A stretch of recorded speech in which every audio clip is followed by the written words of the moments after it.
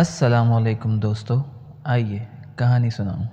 अगर आप मेरे चैनल पर नए हैं तो सब्सक्राइब करें और मज़ीद आने वाली कहानियां सुनने के लिए बेल नोटिफिकेशन को ऑन कर लीजिए।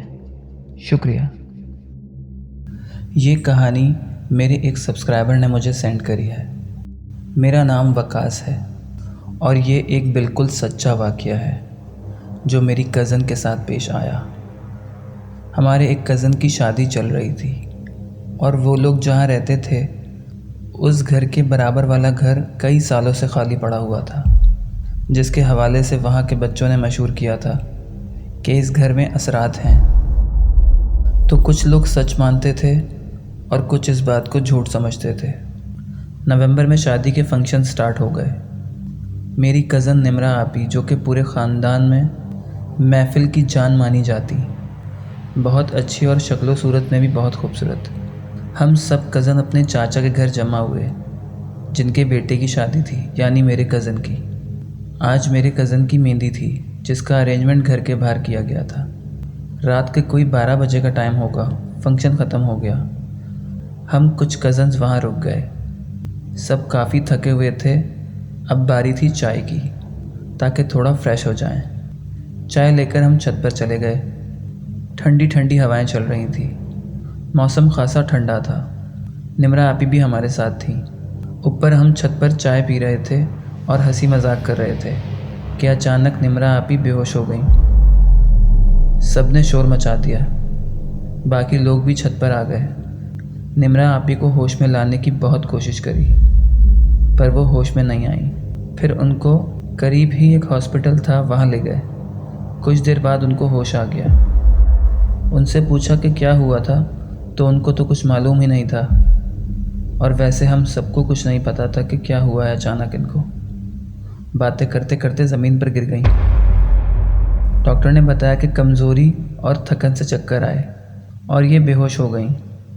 आपी के अम्मी अब्बू यानी मेरी फुप्पो और फुप्पा भी हॉस्पिटल पहुंच गए थे निमरा आपी का सुनकर। फिर वो उनको अपने साथ घर ले गए। आज बारात थी। रात को फिर से सब कज़न्स जमा हुए। निमरा आपी भी थी, पर वो खासी खामोश लग रही थी क्योंकि उनकी तबीयत सही नहीं थी, इसलिए वो चुपचाप एक जगह बैठी हुई थी। हम सब उनसे मिले जाकर बातें भी करी सबने। वैसे तो ठीक लग रही थी, पर ज़्यादा हंस बोल नहीं रही थी। 2 दिन बाद वलीमा था। हम सब कज़न फिर से मिले आपस में, पर आज निमरा आपी नहीं आई थी। फुप्पो से पूछने पर पता चला कि उनको बुखार हो रहा है, उनकी तबीयत ठीक नहीं है, वो इसलिए नहीं आई। उनको कॉल भी करी, पर शायद वो सो रही थी तो कॉल नहीं उठाई। क्योंकि मैं ख़ुद कज़न के घर पर था तो जाकर मिल नहीं सका उनसे। हालांकि उनका और हमारा घर बस एक ही गली की दूरी पर है। शादी ख़त्म हो गई। 2 दिन गुजर चुके थे। मैं फुप्पो के घर गया आपी से मिलने के लिए, तो उनको अभी तक बुखार था। मैंने उनसे बातें भी करी, सब बताया उन्हें कि वलीमे में क्या क्या हुआ और आपको हम सब ने कितना मिस किया। फुप्पो के बस 2 ही बच्चे थे, एक निमरा आपी और एक उनकी छोटी बहन नादिया। रात के 11 बजे का वक्त होगा कि हमारे घर की फ़ोन की घंटी बजी।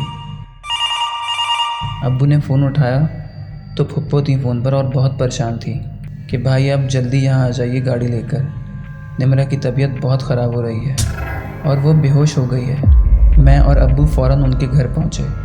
आपी को फ़ौरन हॉस्पिटल लेकर गए।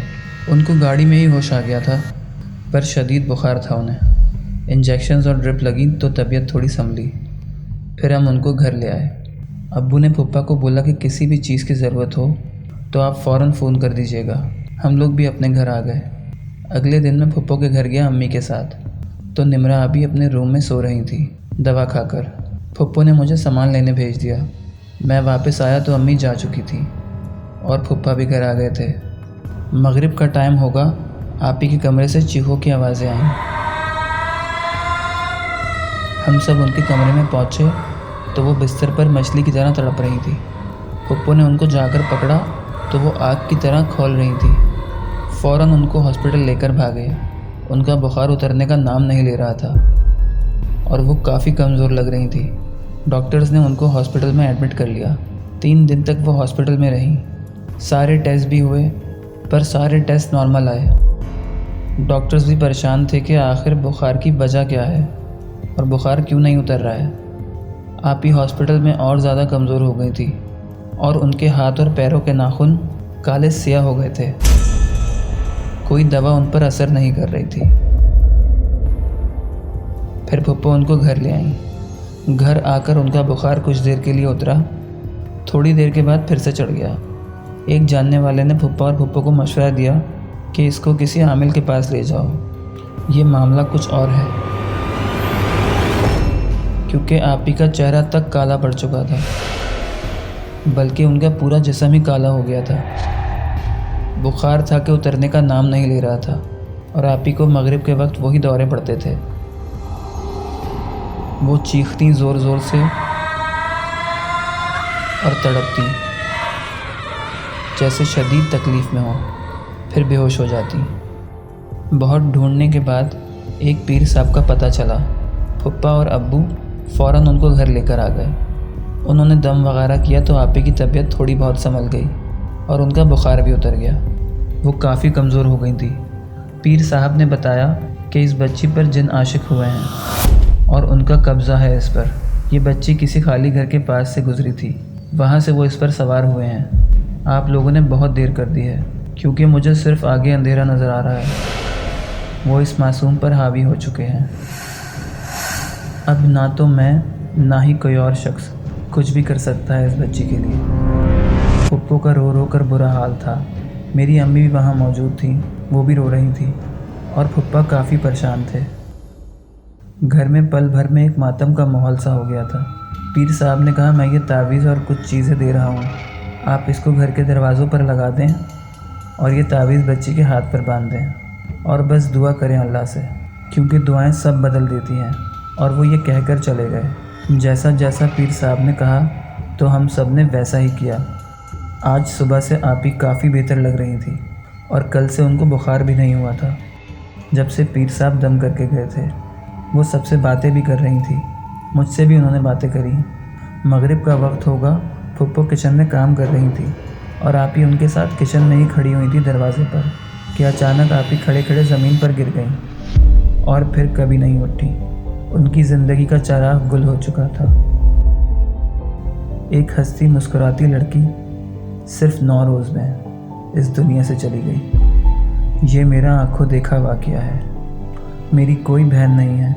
निमरा आपी मेरी सगी बहनों से बढ़कर थी और उनकी कमी मुझे ज़िंदगी भर महसूस होगी। अगर आप लोग मेरे चैनल पर नए हैं तो प्लीज़ सब्सक्राइब करें। मज़ीद आने वाली कहानियों के लिए बेल आइकन प्रेस करें।